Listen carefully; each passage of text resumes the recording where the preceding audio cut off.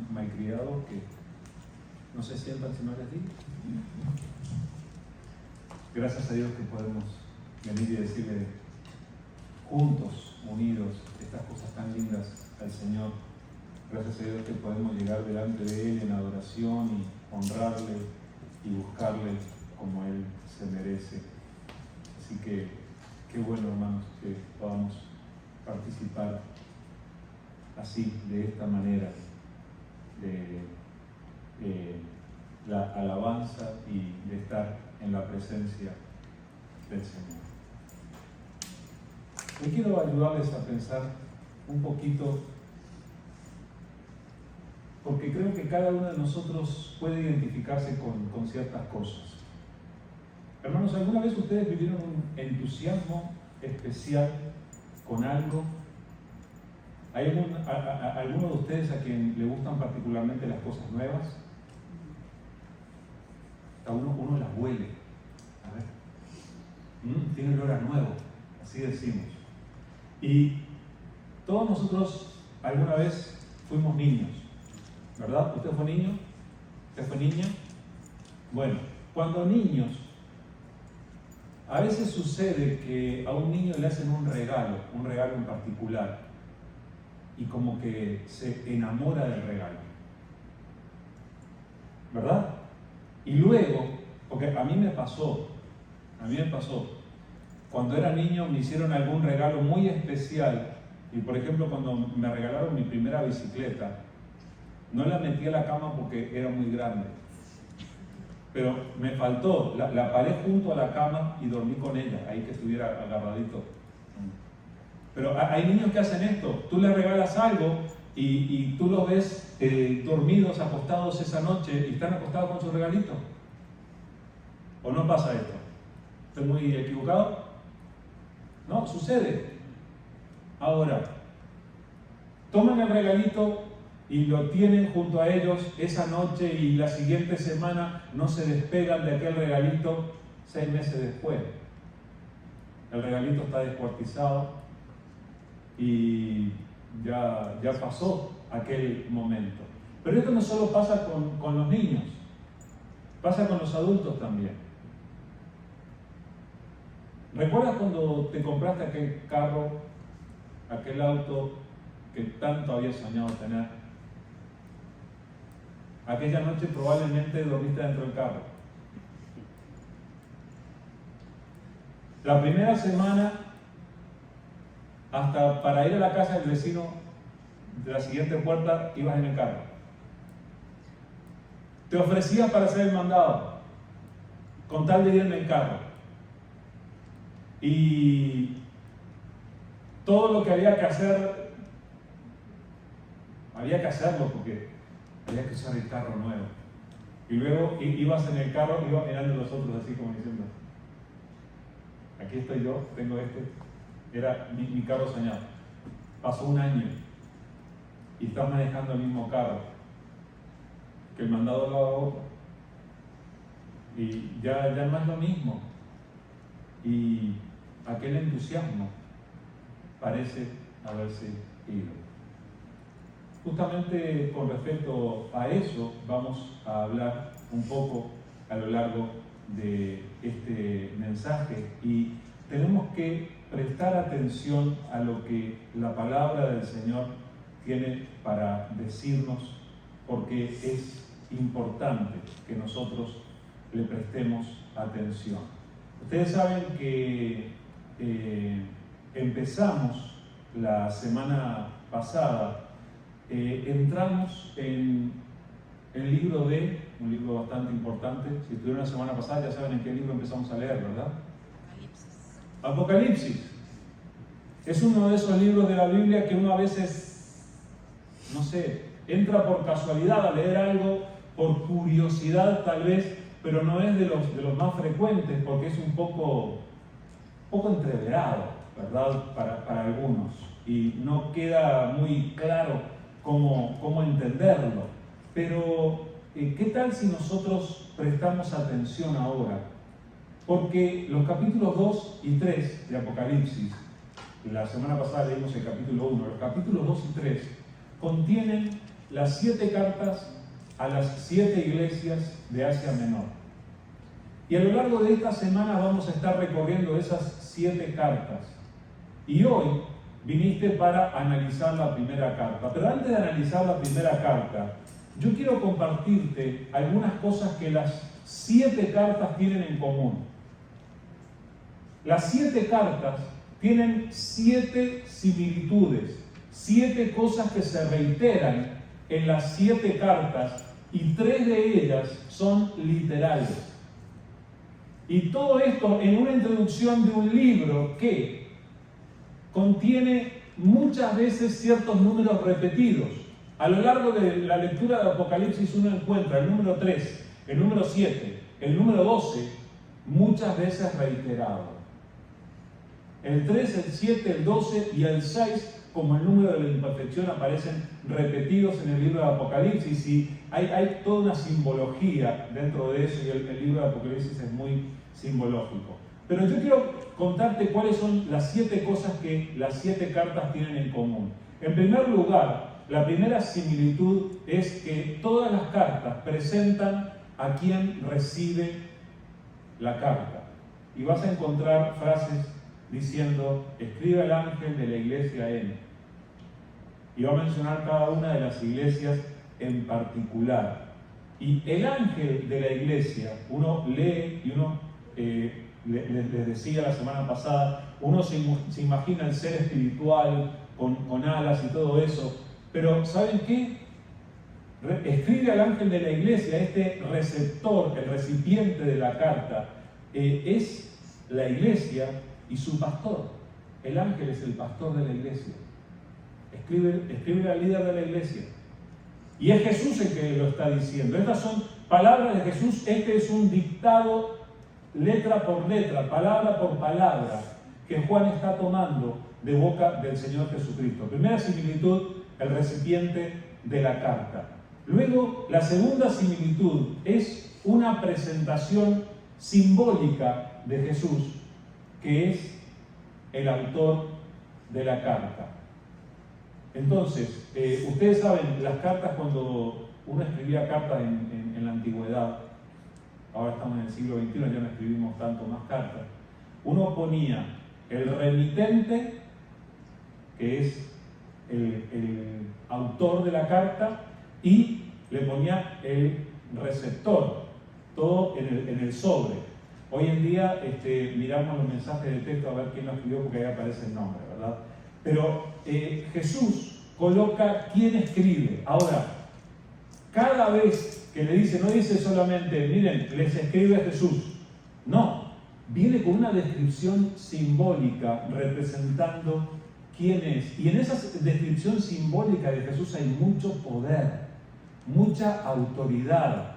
Es un llamado a que quien recibe la carta sepa que esto viene del mero mero, que esto viene del que tiene toda la autoridad, que esto viene del que gobierna por sobre todo y queda bien claro. Entonces, ahí en esas dos similitudes tenemos quién recibe la carta y quién la envía.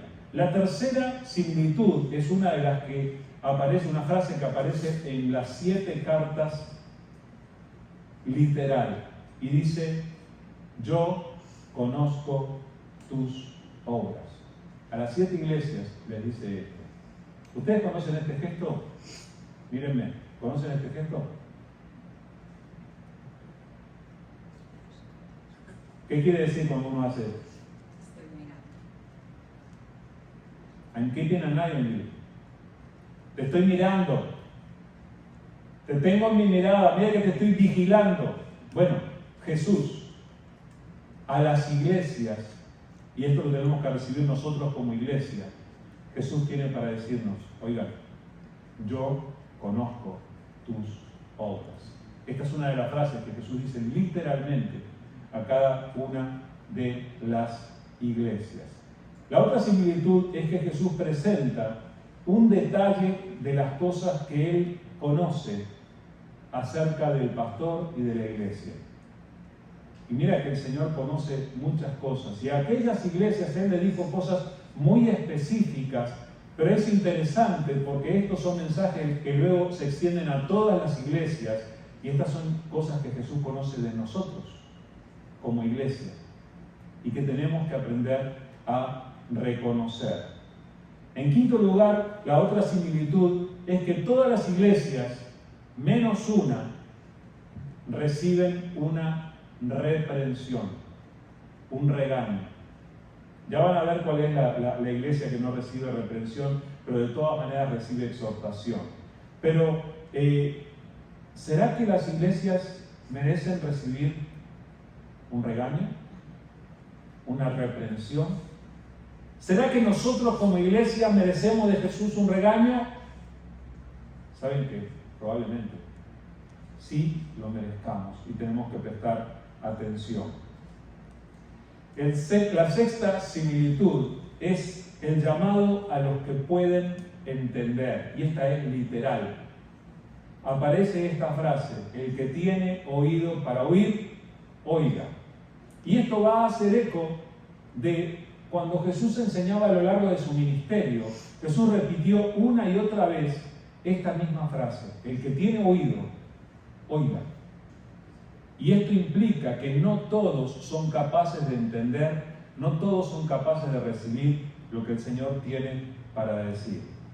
Y la séptima similitud que tienen todas las cartas es que todas contienen poderosísimas promesas que son dedicadas, ¿saben a quién? Al que venciere. Y esto también lo dicen todas las cartas literalmente: al que venciere. Y ahí aparecen las promesas más maravillosas de boca de Jesús. Esas promesas que nos hacen anhelar su presencia y anhelar el momento en el que estemos con Él.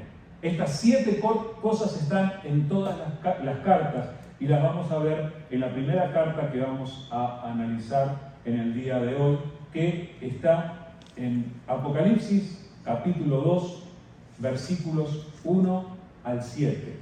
Vamos a leer Apocalipsis 2, 1 al 7. Dice así la palabra del Señor. Escribe al ángel de la iglesia en Éfeso, el que tiene las 7 estrellas en su diestra, el que anda en medio de los 7 candeleros de oro, dice esto: yo conozco tus obras y tu arduo trabajo y paciencia, y que no puedes soportar a los malos, y has probado a los que se dicen ser apóstoles y no lo son, y los has hallado mentirosos. Y has sufrido, y has tenido paciencia, y has trabajado arduamente por amor de mi nombre, y no has desmayado. Pero tengo contra ti que has dejado tu primer amor. Recuerda, por tanto, de dónde has caído y arrepiéntete y haz las primeras obras, pues si no, vendré pronto a ti y quitaré tu candelero de su lugar, si no te hubieres arrepentido. Pero tienes esto, que aborreces las obras de los nicolaítas, las cuales yo también aborrezco. El que tiene oído, oiga lo que el Espíritu dice a las iglesias.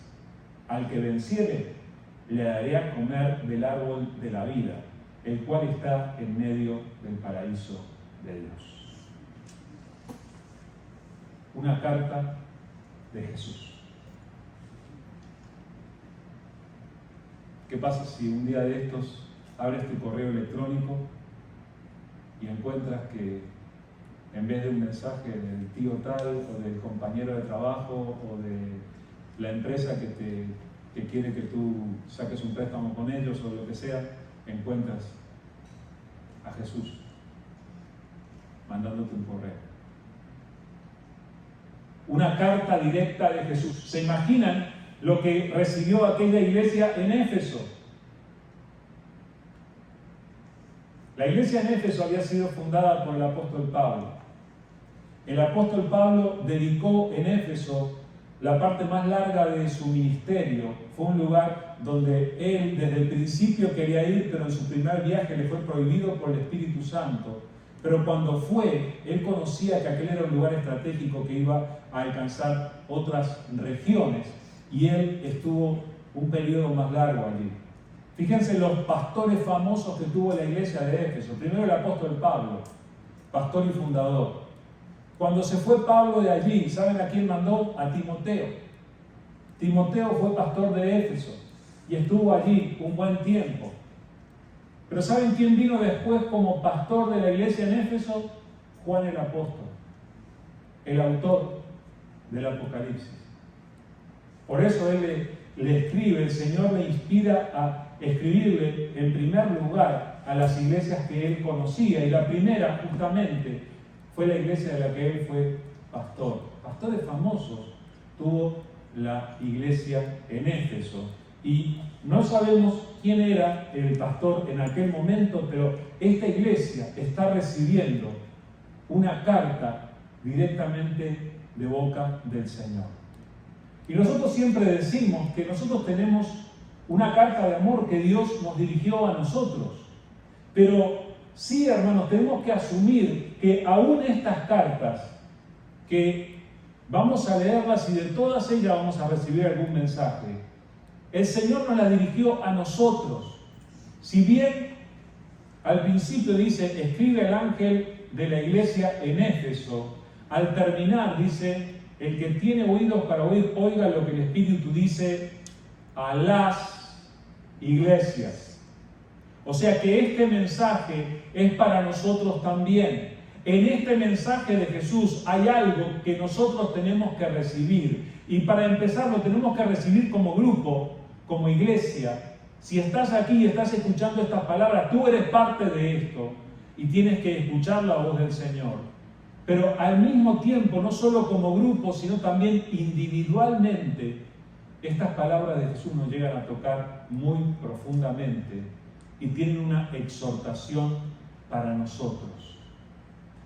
Así que el encabezado de la carta habla de quién va a recibir la carta en primer lugar. Lo primero que tenemos allí es este encabezado de la carta. ¿Quién escribe y quién recibe la carta? Escribe al ángel de la iglesia en Éfeso. ¿Quién dije que era el ángel? El pastor, el líder. Escribe al ángel de la iglesia en Éfeso.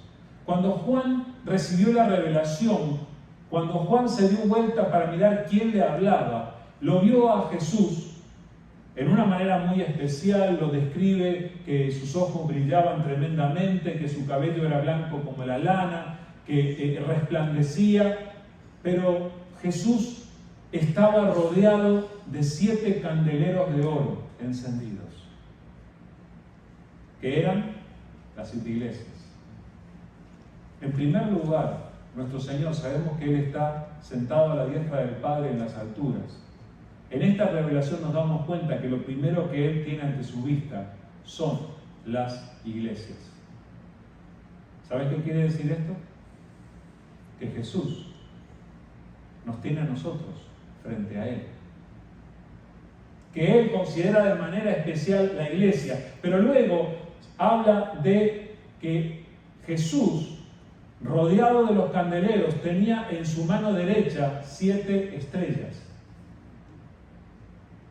Y la palabra que está escrita allí, derivada del griego original en que fue escrito, no habla de que solamente tenía la palma de la mano abierta y las 7 estrellas estaban allí, sino que dice que tenía aferradas en su mano las 7 estrellas. Escribe al ángel de la iglesia en Éfeso. El Señor tenía al ángel en la palma de su mano.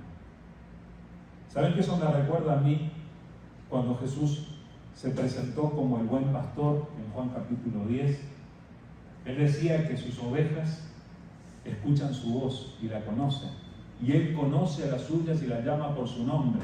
Dice eso, dice, y están en mi mano y nadie las arrebatará de mi mano. La mano de Jesús es una fuente de seguridad donde uno quiere estar siempre. Seguro vas a querer estar en las manos del Señor. El ángel de la iglesia en Éfeso estaba allí y se iba a querer quedar allí. Así como tú estás en las manos del Señor y vas a querer quedarte allí. No vas a querer salirte, y esta es una llamada de atención para que permanezcamos en las manos del Señor. Pero luego, ¿quién es el que escribe esta carta? Es el que tiene las 7 estrellas en su diestra. El que tiene con seguridad el liderazgo de su iglesia. Y no solo esto, sino que es el que anda en medio de los 7 candeleros de oro. Jesús se mueve frente a su iglesia. Jesús obra en su iglesia. Esa figura que nosotros vemos desde aquel tiempo de Juan es la que se sigue manifestando hasta el día de hoy, en que Jesús tiene a su iglesia ante su mirada y tiene los líderes y tiene la organización de su iglesia en su mano y no la suelta. ¿Ustedes recuerdan que Jesús enseña que Él es la cabeza de la iglesia, que es su cuerpo? Él quiere obrar a través de la iglesia para influir sobre el resto de la sociedad, para que sus planes se lleven a cabo. Somos parte de algo tremendamente importante. Entonces, el que nos está dirigiendo estas palabras, el que se está dirigiendo a nosotros en esta carta, no es cualquier persona, no es cualquier Juan. El que se dirige a nosotros es el que tiene las 7 estrellas en su mano, el que se pasea entre los candeleros de oro. Pero entonces Jesús habla de que Él conoce nuestras buenas acciones y nuestra sana doctrina. Saben que muchas veces se produce eso de que los hijos pueden hacer sonreír a sus padres. Hay veces que los hijos pueden hacer que los padres también lloren. Hay veces que los hijos pueden hacer que sus madres saquen la chancla voladora. Todo eso puede pasar, pero también los pueden hacer sonreír, ¿verdad? Y yo creo que el Señor, cuando nos ve a nosotros, muchas veces sonríe. En este caso, a la carta a la iglesia de Éfeso, Él tenía para decirle esto: yo conozco tus obras y tu arduo trabajo y paciencia, y que no puedes soportar a los malos, y has probado a los que dicen ser apóstoles y no lo son, y los has hallado mentirosos, y has sufrido y has tenido paciencia, y has trabajado arduamente por amor de mi nombre, y no has desmayado. Precioso lo que les está diciendo. Los hermanos podían sentirse: oye, el Señor nos estuvo mirando todo el tiempo. Todo lo que hemos hecho y todo lo que hemos creído, el Señor lo ha visto desde el principio. Y empieza Él diciendo esta frase que luego va a repetir con cada iglesia: yo conozco tus obras. ¿Cómo te sientes cuando Jesús te mira y te dice: yo conozco tus obras? Hay veces que cuando el Señor me dice esto, yo tengo que bajar la mirada y me siento avergonzado. Pero otras veces puedo decir: wow, el esfuerzo que he hecho por Él también lo ha visto. Las ofrendas que yo he entregado, Él las ha recibido. Mis oraciones, Él las ha escuchado. Cuando yo di testimonio de Él también estuvo allí. Yo conozco tus obras, dice Jesús. ¿Sabes que Jesús conoce las obras de cada uno de nosotros? Y no solamente las conoce, sino tiene algo para decir con respecto a nuestras obras. El Señor ha visto tu arduo trabajo y paciencia. ¿Has tenido paciencia? Sabes que cuando tuviste paciencia, el Señor te dio. Cuando te esforzaste, el Señor estaba allí para mirar. cuando tú viste las acciones de las personas que se oponen al Señor y que hacen todas las cosas mal, cuando el Señor vio que tú no compartías con ellos ni soportabas sus obras, el Señor también lo vio. Cuando no soportas a los malos, dice. Y dice, miren qué iglesia era aquella. Has probado a los que se dicen ser apóstoles y no lo son, y los has hallado mentirosos. Yo cuando leí esto me puse a pensar. Esta era una iglesia del siglo I, de fines del siglo I. Parece que el Señor estuviera escribiendo a una de hoy en día, porque yo he visto que se han levantado muchos apóstoles. Yo no quiero menospreciar a nadie ni apuntar con el dedo a nadie, pero a veces no ha sido lo mejor. Y en aquel tiempo ya se levantaban algunos que se hacían llamar apóstoles y no lo eran. Sería posible que hoy también ocurriera. Con toda humildad, hermanos, no se les ocurra llamarme apóstol, ¿ok? Por las dudas. Pero aquella iglesia había recibido influencia de supuestos líderes que venían a ministrar o que estaban allí para ser respetados. Y la iglesia había tenido el discernimiento de reconocer que aquellos no eran líderes de parte de Dios. Dice que has probado, los probaron, a los que se dicen ser apóstoles y no lo son, y los has hallado mentirosos. Oigan, tenemos que ser cuidadosos. Si alguna vez este pastor se para detrás de este púlpito y les enseña una mentira, por favor, cuiden la iglesia, cuiden a su familia, cuiden a los que escuchan. Necesitamos ser sensibles y discernir, y para eso necesitamos conocer y estudiar la palabra cada uno de nosotros. Eso parece que pasó con la iglesia en Éfeso. Y también la iglesia en Éfeso había sufrido. En el tiempo de Pablo surgió la persecución. Habían acusado a Pablo de ir en contra de la diosa Diana de los Efesios, que tenía un monumento allí que era muy importante en la ciudad. Y claro, Pablo venía a predicar a Jesús como el único digno de ser adorado y como la única fuente de salvación. Y en ese sentido, Diana no tenía nada que decir. No solamente Pablo tuvo que salir de Éfeso por consecuencia de esa persecución, sino que la iglesia también recibió sus luchas, no solo en ese momento, sino a lo largo de la historia. Era una iglesia que había sufrido. Hermanos, nosotros también a veces como iglesia sufrimos. Yo sufro de ver que faltan algunos que me encantaría que estuvieran aquí recibiendo la palabra. Yo sufro de ver cuando nosotros, en lugar de crecer, parece que nos estancamos. Y necesitamos vivir el crecimiento, pero el Señor sabe, y el Señor sabe cuando nosotros sufrimos. Y dice, y has tenido paciencia. ¿Ustedes se dan cuenta que es la segunda vez que menciona la paciencia de la iglesia? Yo conozco tus obras, tu arduo trabajo y paciencia. Y aquí le dice, yo vi cuando tuviste paciencia. La iglesia había tenido paciencia, y otra vez habla del trabajo arduo. Dice, y has trabajado arduamente, pero el Señor lo reconoce, por amor de mi nombre. ¿Hay algo que estás haciendo por amor del nombre del Señor? Porque tendrías que. El Señor te va a llamar para servirle.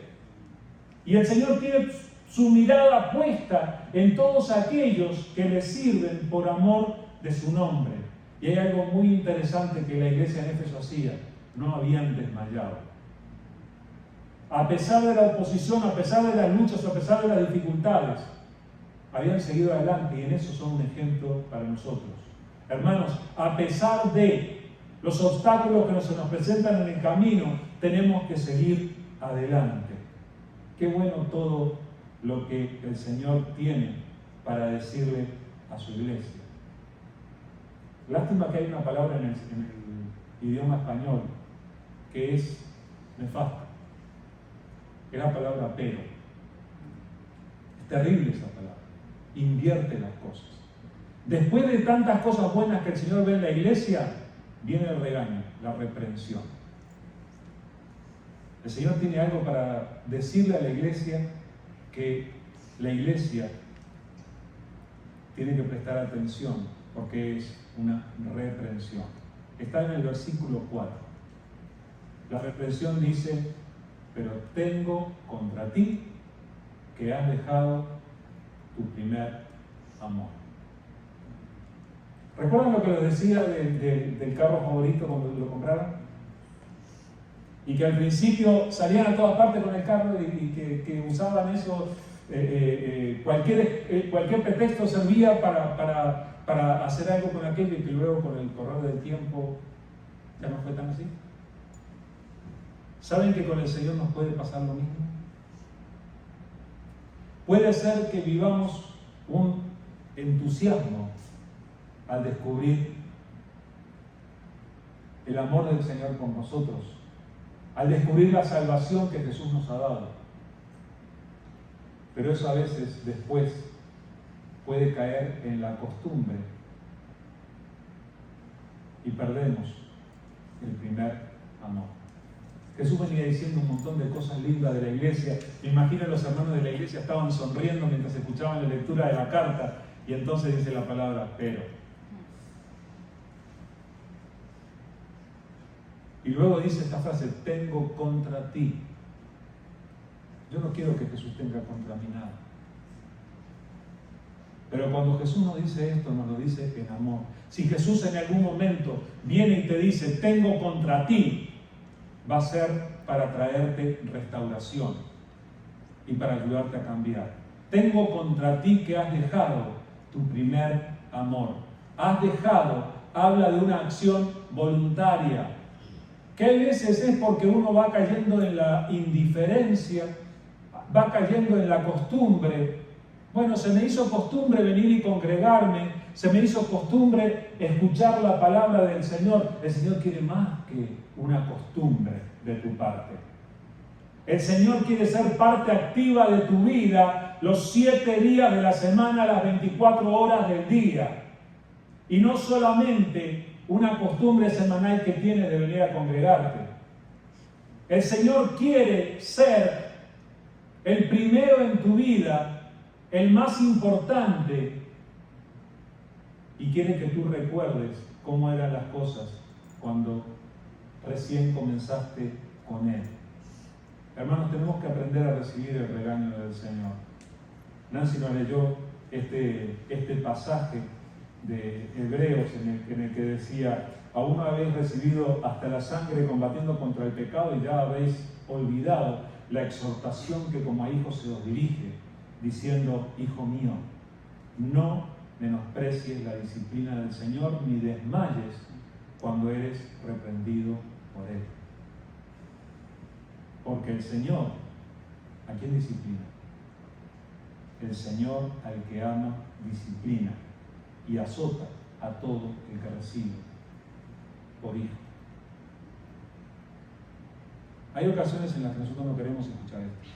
Nosotros queremos, o la gente en general, quiere un Dios de amor que nunca azota a nadie. Ese Dios no existe, porque si verdaderamente ama, nos va a tener que azotar para que volvamos. Yo le doy gracias a Dios por su chancla, por su azote, por cuando tiene algo para decirnos como esto. Oye, ¿qué pasó con tu primer entusiasmo? ¿Te acuerdas? Que al principio tenías mucho más compromiso conmigo. Gracias a Dios que siempre nos da, juntamente con el regaño, nos da la medicina. Y eso es lo que el Señor nos va a dar a continuación. Nos da el regaño, nos dice: oye, has dejado cosas, vas a tener que cambiar, vas a tener que volver, vas a tener que retornar a lo anterior. Y nos dice cuál es la medicina. Y miren cuál es la medicina. Recuerda, por tanto, de dónde has caído y arrepiéntete y haz las primeras obras, pues si no, vendré pronto a ti y quitaré su candelero de su lugar, si no te hubieres arrepentido. A ver, ¿cuál es la medicina del Señor? La primera parte de la medicina del Señor es: usa tu cabeza, recuerda. ¿Te acuerdas alguna obra que hiciste antes, algo que te pasaba antes con el Señor que ahora se ha disminuido? ¿Recuerdas cómo orabas al principio, aunque ni siquiera sabías bien cómo orar, pero había un fervor especial en tu oración que con el tiempo parece haberse perdido? ¿Recuerdas cómo hablabas del Señor al principio con otros y ahora te estás cuidando todo para tratar de no ofender a nadie? ¿Recuerdas? El Señor quiere que recuerdes. Recuerda, por tanto, de dónde has caído. Ahí has llegado a un determinado nivel y luego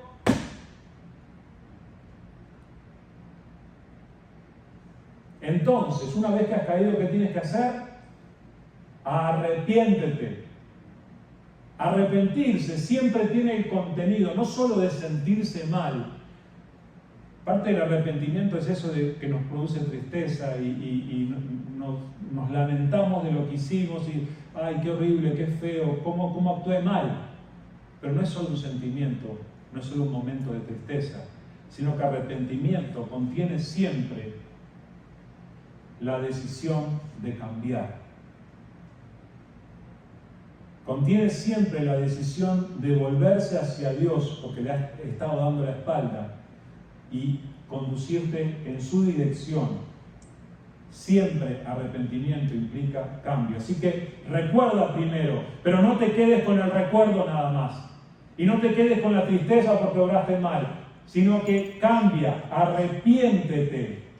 Y más del cambio, Jesús dice, haz las primeras obras.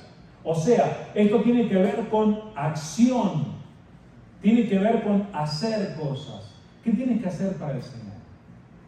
¿Qué es lo que el Señor te está pidiendo que hagas y que no estás haciendo? Por favor, reacciona, porque esto puede tener consecuencias severas. ¿Tú te das cuenta de lo que dice en este pasaje que puede pasar si uno no se arrepiente? Si no, vendré pronto a ti, o sea, no va a demorar la cosa, y quitaré tu candelero de su lugar, si no te hubieras arrepentido. ¿Podría ser que haya iglesias que no tengan un candelero delante de la presencia del Señor? Yo no quiero que mi iglesia sea eso. Por favor, proponte que tu iglesia no sea una iglesia cuyo candelero sea quitada dentro de la mirada del Señor. ¿Saben cómo es, no? Llévense esto. Así más o menos. No queremos eso. Por eso tenemos que aprovechar nuestra oportunidad para arrepentirnos. Hermanos, preguntémosle al Señor en nuestra devoción personal, con toda honestidad: Señor, ¿de qué me tengo que arrepentir? ¿Qué cosas tengo que cambiar? ¿Qué acciones tengo que hacer para andar en tu voluntad? Y el Señor sigue repitiendo lo que le había dicho a la iglesia acerca de las buenas cosas que también veía. En el versículo 6 le dice: pero tienes esto, que aborreces las obras de los nicolaitas. No vamos a entrar en cuestión de quiénes son estos, las cuales yo también aborrezco. El Señor aborrecía las obras de ciertas personas y la iglesia las rechazaba abiertamente también, y eso tenemos que hacer. Pero por favor, prestemos atención a este: yo conozco tus obras y has dejado tu primer amor. Porque de eso nosotros tenemos que volver, tenemos que cambiar. El Señor nos da la oportunidad de arrepentirnos. Finalmente, la conclusión es el llamado a prestar atención y la promesa del Señor.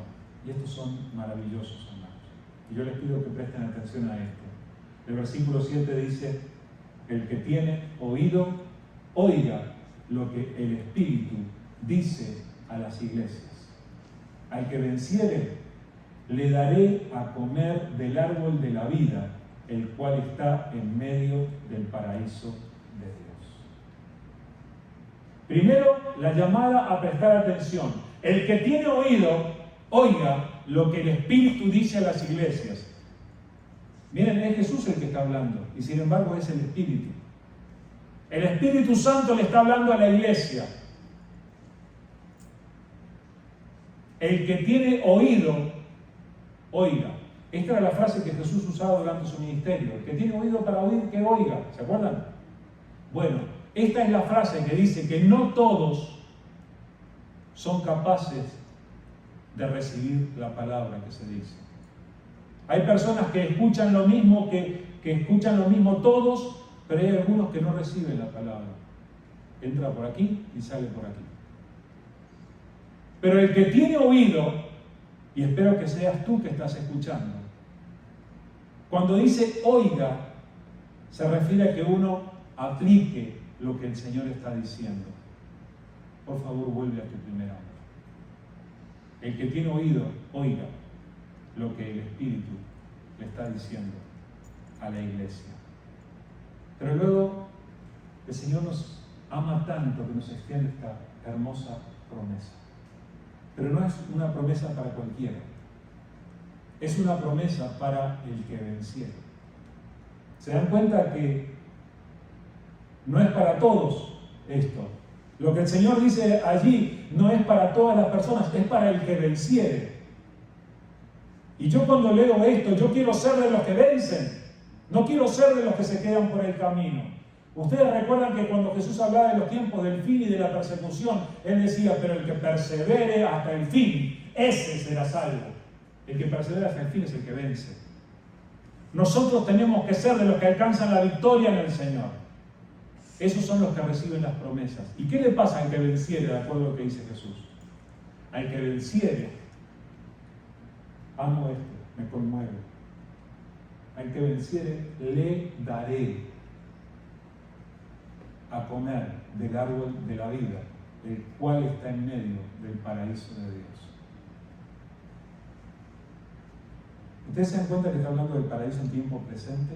El cual está en medio del paraíso de Dios. El paraíso de Dios existe. Es el paraíso donde estuvieron Adán y Eva, nuestros primeros padres.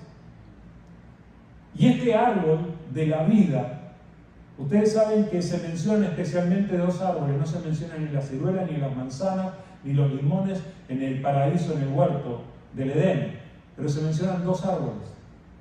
El árbol de la vida y el árbol del fruto del conocimiento del bien y del mal estaban en el huerto de Dios. ¿Saben de cuál de ellos se le ocurrió a Adán y Eva comer? Exactamente del que Dios les había dicho que no coman. El árbol del conocimiento del bien y del mal. No comieron de este.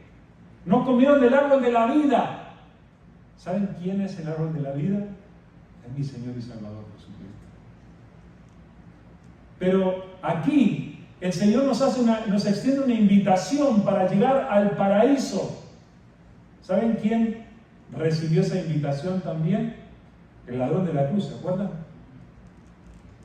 De cierto te digo que esta tarde estarás conmigo en el paraíso. Y aquí lo tenemos a Jesús invitándonos al mismo paraíso. Dice, al que venciere, el que sigue adelante, el que persevera en caminar conmigo, el que vence los obstáculos, a ese le daré a comer del árbol de la vida. ¿Saben la ternura que me da a mí que Jesús me diga, si tú vences, te voy a dar de comer? Personalmente te voy a dar de comer. Mi Señor me va a dar de comer. Voy a estar con Él en el huerto. Él va a extender la mano, va a tomar del fruto y lo va a poner en mis manos. Y me va a decir, come, este es el árbol de la vida.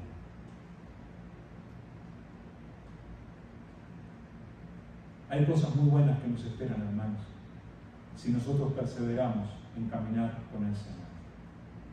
Pero de acuerdo a lo que nos dice en esta palabra, el Señor ve todo lo bueno que nosotros hemos hecho y conoce las buenas cosas en las que creemos. Pero también se ha dado cuenta que hemos bajado la guardia en ciertas cosas y necesitamos recuperar nuestro entusiasmo. Necesitamos amar al Señor con todo nuestro corazón. Necesitamos buscar primeramente el reino de Dios y su justicia. Necesitamos volver al primer amor. Vamos a orar. Queremos darte las gracias, Señor. Gracias por amarnos tanto, Señor. Gracias por la palabra que tú nos das. Gracias, Señor, por dirigirte a nosotros y enviarnos cartas de amor que nos llaman a volvernos a ti, que nos llaman a cambiar las cosas que necesitamos cambiar en nuestras vidas. Aquí estamos, Señor, y queremos pedirte perdón, Señor. Te pido perdón en mi nombre, en el nombre de mis hermanos, por haber perdido entusiasmo, Señor, por haber hecho cosas buenas antes y haber dejado de hacerlas ahora. Señor, queremos pedirte que nos ayudes a volver a nuestro primer amor. Señor, recibimos tu palabra y queremos ser buena tierra y queremos dar fruto de ella. Señor, queremos honrarte con nuestras vidas y queremos darte el 100% de nuestro compromiso. Queremos, Señor, que tú seas lo más importante para nosotros, por sobre todo lo demás. Gracias por tu palabra, Señor. Gracias por invitarnos al paraíso. Gracias por prometernos que si seguimos adelante y vencemos los obstáculos, un día tú mismo nos vas a dar de comer del árbol de la vida. Y queremos recibirlo, Señor. Gracias por esta palabra, que esta palabra dé fruto abundante en la vida de cada uno de nosotros. Señor, bendice cada vida, la familia de cada uno, y sigue obrando nuestras vidas. Y Señor, haznos sal y luz para que otros encuentren el camino hacia ti por medio de nosotros. Gracias te damos, y a ti te damos toda la gloria y toda la alabanza.